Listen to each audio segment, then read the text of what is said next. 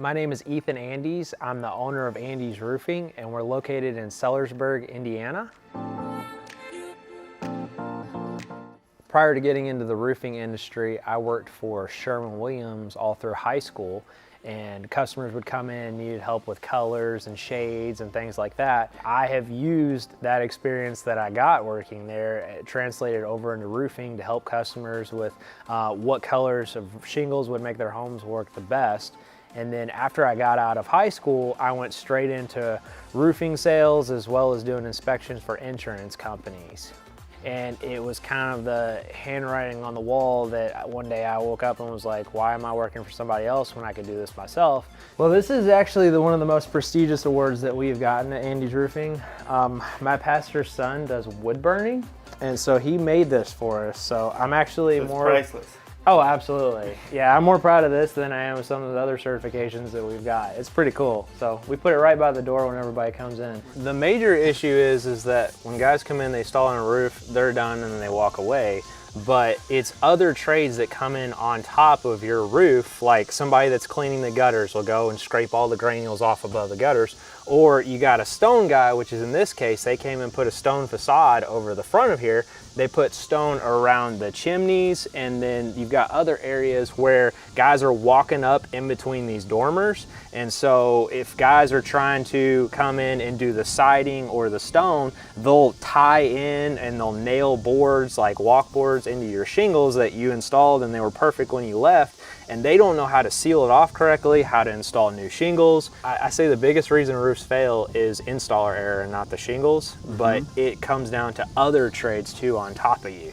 The more I learn in a roofing business, the more I realize that I don't know. I don't have roles for 47 different people in my company, and so I am the HR department, and I help with the accounting, and I oversee the sales management for our sales guys, and all these different pieces put together. You're always putting out fires, providing extra training, getting pulled this way and that way, and then working a ridiculous amount of hours that you know, you're hoping in the end pays off.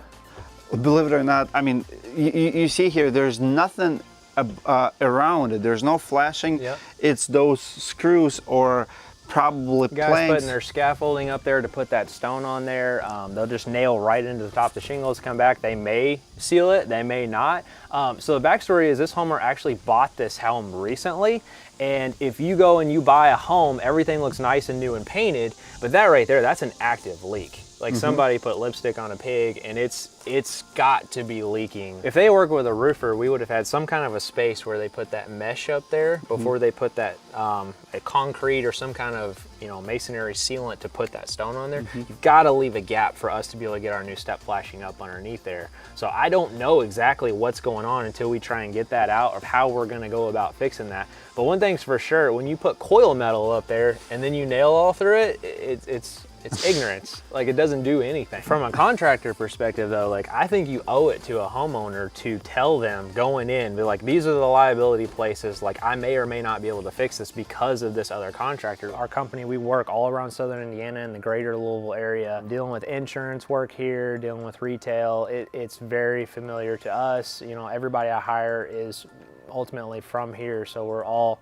able to help people where we live. A lot of the calls we get are leak related, and whenever we go out there, we find out that it's actually installer error. So our area specifically, I don't know what other roofers have experienced, but me personally, it's a lot of installer error. Really, it's a lack of knowledge on installers' part, and then a lack of checks and balances from a roofing company perspective is why we keep getting these calls. So we'll go out there and look at leak calls all day long, and come to find out they high nailed everything and they've got shingles sliding out, and it seems like people don't know how to put on roofs right around here. Back in the day, everybody used blue tarps, and what would happen is when they put those over those bushes in 95-degree temperatures, they couldn't breathe and they couldn't get sunlight, and it would just wilt those bushes so bad. And one of the biggest complaints in the roofing industry is landscape damage. What we've done at Andes Roofing is we've changed it up a little bit. We use a special netting system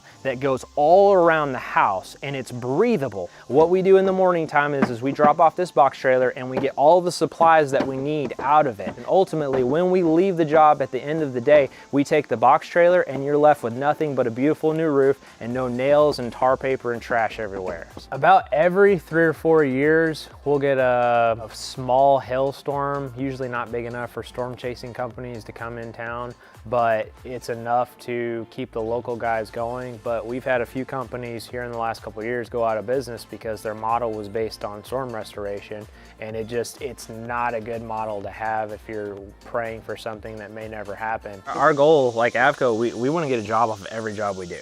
I mean, if I don't get a job or some kind of like down the way where I can bring it back to that job and say, we saw you here, like, I don't feel like we did a good enough job. You have to research the companies that you're either going to call or that you're getting estimates from currently, because a referral is good, but online, you can't hide from online reviews anymore, where guys used to do the good old boy thing and then you call them later with a workmanship problem and they didn't pick up the phone. Also, it usually boils down to the owner from the top down, what their morals and ethics are.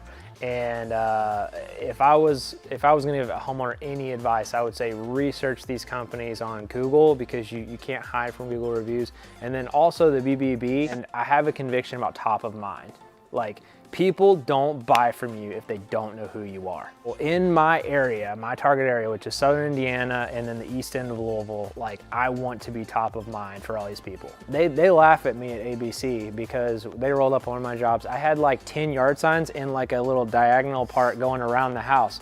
I mean, how many roofers have you seen driving through Minneapolis or wherever, and it's just a bunch of guys up on the roof, and then there's no company representative there. There's no representation for that company. When I had my gutter cleaning business, I would take the blower out and start it and put my yard sign up by the road and put the blower next to it and go clean the gutters by hand, just so people would see the noise and look at my yard sign. When I started Andy's Roofing, January 1, I officially started it, and I think I had $2,000 in my bank account, and we were planning, and you know, my wife was involved at that point. She was stressing, and I was like, I know I'm good at just a few things, and roofing is one of them. So I took out 2 credit cards with BB&T, and I think each one of them had like a $10,000 limit, and within the first month I went $20,000 in debt, buying all of the things I thought I would need for a roofing company. And that was pretty stressful because it was January, and I think by mid-February or March, that's when they announced COVID. So definitely not the time to start a roofing company, it seemed at the time. I was cleaning people's gutters. I was doing whatever it took just to make it all work. We were pretty blessed. We started getting roofing projects, and then it's kind of snowballed from there. So last Friday, I was like, if you want to do this or this, that's up to you if you want this extended protection. I don't have a dog in the fight. I'm not trying to sell you into something. There's no pressure. I'm so big on no pressure. And so if they want that, they can get that. There are some advantages to it, like ice and water shield on the eaves. It's not a code requirement for us below Indianapolis to put it on the eaves, but I'm a big proponent of it. Usually we get ice dams here about every 6 to 8 years. If we have another one in the next couple of years, you're gonna be one of those 15 people that called us within the first 30 minutes of it getting above 40 degrees. Roofing, gutters, and gutter guards. That's all I do. Less is more. Everything we do, I've personally done. So if a guy falls off the roof and he has his nail gun, I can finish the project if we need to. So the split boot, what it is that older homes, they have those electrical masts, and they'll put the power box on the outside of the brick, and they'll run the pole up through the roof. So you've got your soffit depth here, it runs up the side and goes out through a hole in the roof. But usually on the first roof replacement, they do it all at the same time. So before they have the electric lines run in and that little corner piece that goes down through the pipe, you have a pipe boot that they slide on there. And it's usually like a $6 one from Walmart or whatever. The wire, exactly. Well, I mean, you could try, but you know, you glow for a month. As of right now, this is my favorite color that GAF has. GAF American Harvest Cedar Falls.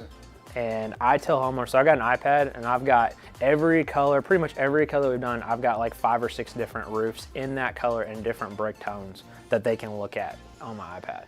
Sometimes it seems kind of cliche when people talking about being professional, but our motto is quality you can see. So everything, I obsess over it. So everything that you see as a homeowner, I want you to think, oh, that company is professional. So the way that we dress, we all dress the same jean color, the same belt, the same shoes, because when we show up, I want there to be consistency, transparency. I want to show up, you know you're getting value, and ultimately you're gonna get a quality project from Andy's Roofing.